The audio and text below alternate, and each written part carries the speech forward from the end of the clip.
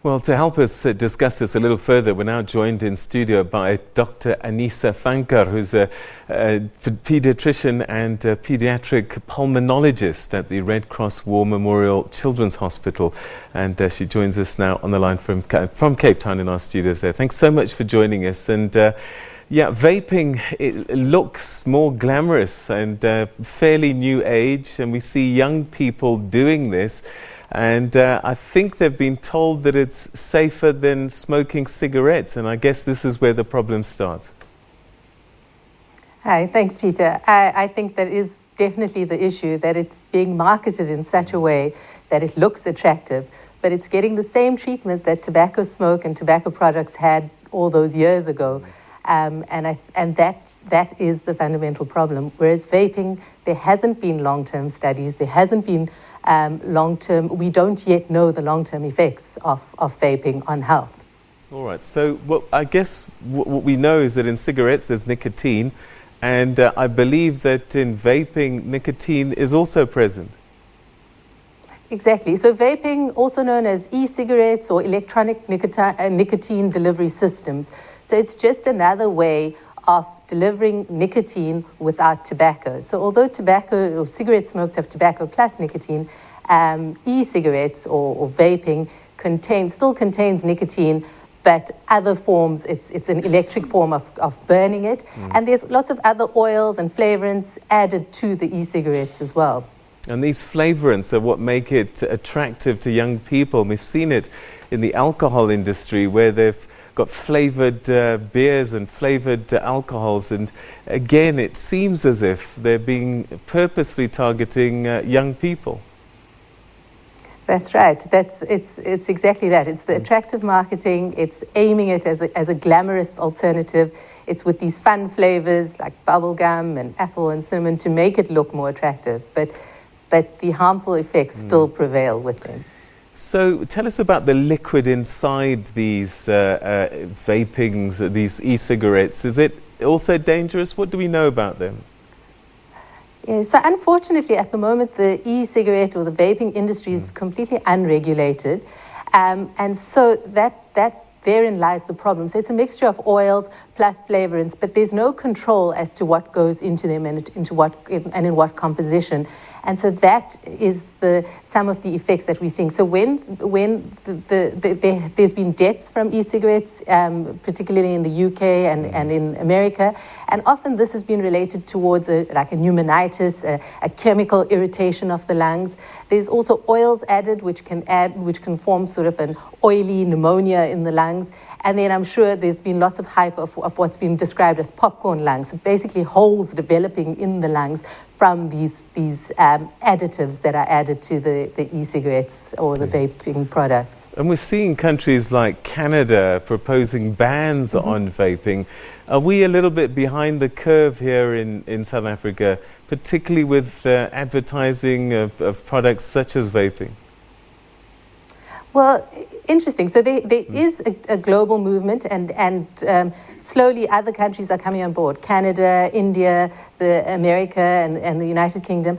In South Africa, the new tobacco control bill of 2018 that's currently in bill form includes electronic nicotine delivery systems. So hopefully when that gets passed, it will also include control of these products and that they will be controlled in much the same way as tobacco products are controlled. So I think there is awareness in South Africa, but we need to also start advocating for it. We need to make people aware of the harms or of vaping that may not be aware.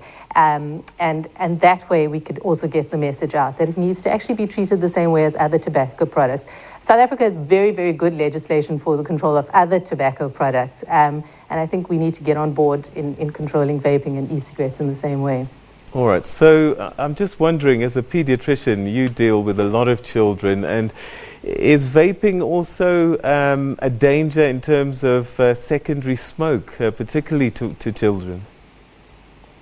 Absolutely. So children and in particular also pregnant women. So from the time of conception when babies are still fetuses and to pregnant women, In much the same way as secondary tobacco smoke is harmful to pregnant women and children, e-cigarettes have the same effect. So just remember, children are much smaller, they breathe at a faster rate. So when they're exposed to these products, it's almost the same way as them inhaling the product from being in the same environment. So if you can imagine someone vaping in a car or in a closed environment, that child who breathes in the same air is taking on the same effects. And it's nicotine, which has an impact on the developing brain, on the lungs, on the blood system, on the heart.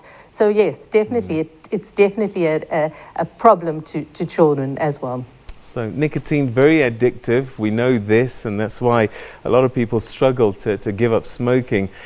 But they do this, I don't know, some stories that come through that vaping is a way out, that if you leave cigarettes and start e-smoking, that you're easier able to give up smoking. Has there been any studies to prove this, or is this another one of these popular myths that are being peddled? Right. So yes, this is definitely a popular idea that why not replace conventional cigarettes with e-cigarettes as a way of smoking cessation. So while it may stop you smoking tobacco products, it doesn't mean that you're going to then necessarily stop e-cigarettes. And as we've said previously, e-cigarettes, the long-term effects of this and the implications of nicotine exposure are still there. And there have been a number of studies, trials, and at the moment there's not enough evidence to suggest that e-cigarettes is a useful way of smoking cessation. Other forms the best forms of smoking cessation is to combine things like motivational therapies, counseling, with sometimes using other forms of nicotine replacement therapy like gums and patches, but then with the goal to completely stop and not to replace it with another form. All right, another contraption that we see a lot with young people is this thing, the hubbly. And I just wonder what your thoughts are on that. I mean, I look at a cigarette and at least there's a filter, but with a hubbly, you're just putting this tobacco right there and it goes straight into your lungs. That's exactly it. So although, again, there's things that it's not as harmful, remember that you are inhaling, firstly, the smoke and the products of it. And then there have been studies showing that hubblies have been associated with more oral mouth cancers, cancers of the tongue.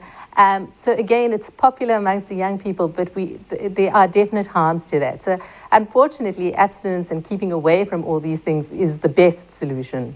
All right, so not replacing one with the other. Okay, so your final message really, I guess, is that don't smoke anything. It's not the way our bodies were designed.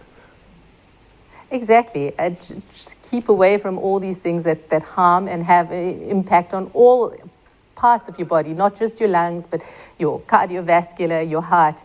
I don't think we should be supporting or encouraging replacing smoking with another form. If you cannot start, that is the best thing, and so particularly to adolescents and youth.